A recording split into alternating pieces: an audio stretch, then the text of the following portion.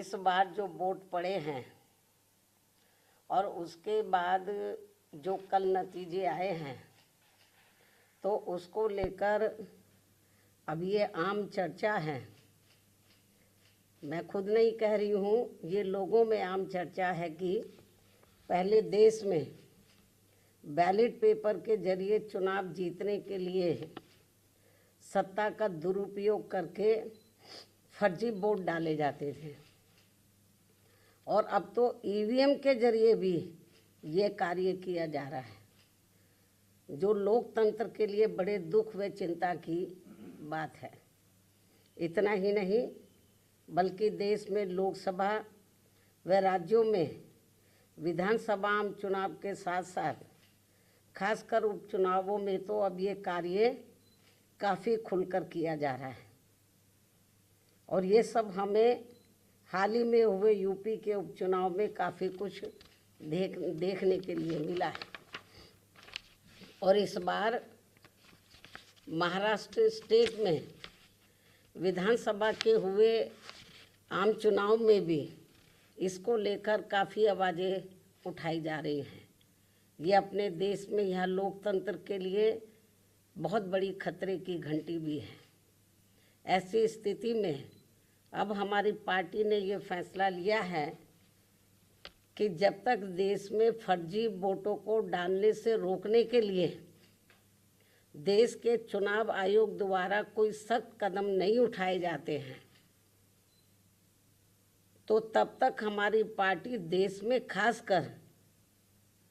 अब कोई भी उपचुनाव नहीं लड़ेगी। मैं उपचुनाव की बात कर रही हूँ, बाई इलेक्शन की। तो तब तक हमारी पार्टी देश में खासकर अब कोई भी उपचुनाव नहीं लड़ेगी, जबकि आम चुनाव में जब जनरल इलेक्शन होते हैं, जबकि आम चुनाव में इस मामले में थोड़ा बचाव जरूर हो जाता है, क्योंकि इनका अर्थात सरकारी मशीनरी का सत्ता परिवर्तन के डर की वजह से जब जनरल इलेक्शन होता है, जो पार्टी पावर में होती है जरूरी नहीं है कि वो पार्टी पावर में फिर से लौट के आ जाए, दूसरी पार्टी भी आ सकती है। तो फिर वो जो सरकारी मशीनरी है वो थोड़ा घबराती है, जबकि आम चुनाव में इस मामले में थोड़ा बचाव जरूर हो जाता है, क्योंकि इनका अर्थात सरकारी मशीनरी का सत्ता परिवर्तन के डर की वजह से आम चुनाव में इनका जनता पर कोई ज़्यादा दबाव या डर आदि नहीं होता है, जिसे खास ध्यान में रखकर हमारी पार्टी देश में लोकसभा व राज्यों में विधानसभा के आम चुनाव तथा स्थानीय निकायों के भी चुनाव पूरी तैयारी व दमदारी के साथ लड़ेगी। इसके साथ ही यहाँ मैं ये भी कहना चाहती हूँ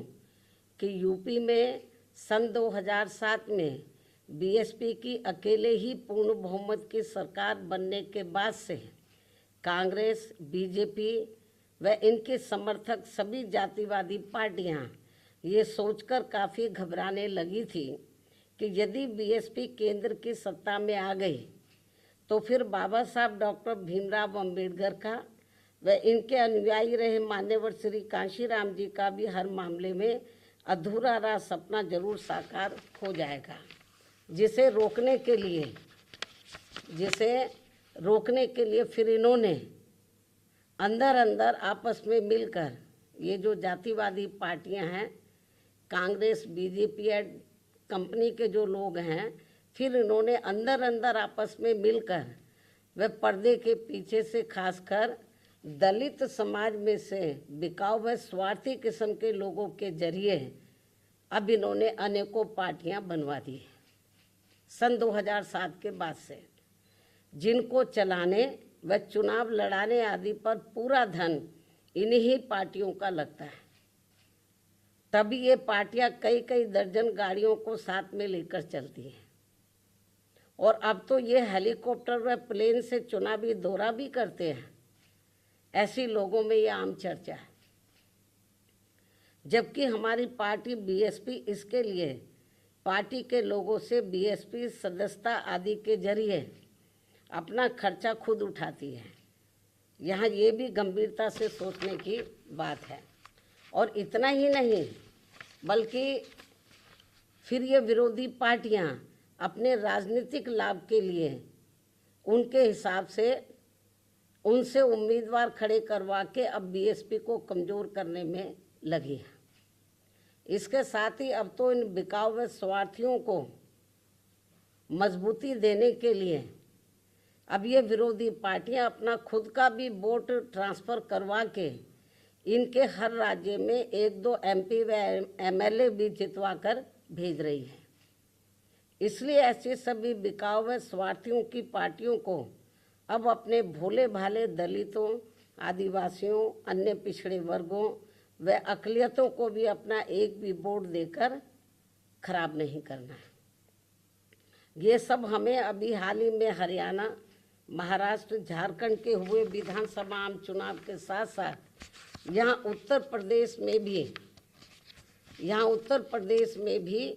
9 विधानसभा की सीटों पर हुए उपचुनाव में काफ़ी कुछ देखने के लिए मिला है। ऐसे में अब इन सभी वर्गों के लोगों को इन्हें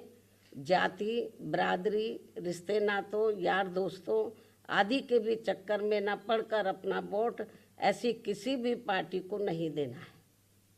बल्कि अपनी एकमात्र हितैषी पार्टी बीएसपी को ही अपना वोट देना है, जिसकी नीतियों व कार्यशैली को इन्होंने यूपी में, यानी कि जो वीकर सेक्शन के लोग हैं, इन्होंने यूपी में बीएसपी के, वैसे तो सर समाज के लोगों ने आजमाया है, इन्होंने यूपी में बीएसपी के नेतृत्व में 4 बार बनी सरकार में भी काफ़ी कुछ आजमाया है। इसके साथ साथ इन सभी वर्गों के लोग अब पुनः सत्ता में आने के लिए विरोधी पार्टियों की इन सभी साजिशों से हमेशा सावधान रहना है